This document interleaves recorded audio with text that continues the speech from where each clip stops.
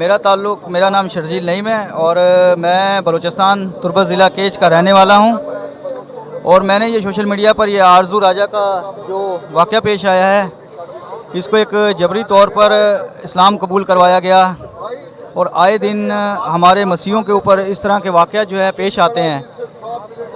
और तुर्बत में भी हमारी जो क्रिश्चियन कम्युनिटी की जगह है उस पर भी लैंड माफिया का कब्ज़ा है, जिस पर हमने बहुत जदोजहद से 2001 में मुशर्रफ साहब के दौर से लेकर जगह जो मंजूर करवाई थी क्रिश्चियन कम्युनिटी के लिए, वो आज तक जो है उस पर कब्ज़ा चल रहा है।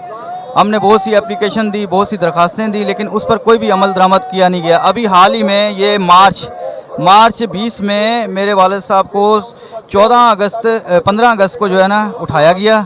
उन्हें जो है जर्दोकोब किया गया मेरे वालिद साहब को, और मेरे भाई का जिसका आज तक कोई अता पता नहीं है कि वो किधर है और कहाँ है।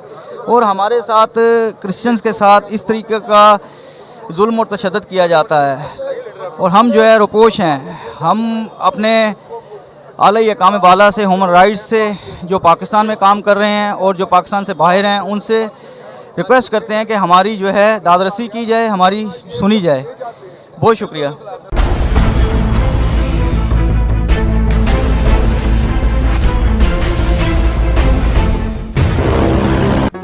Do not forget to like the video, subscribe BTL TV and press the bell icon to receive notifications.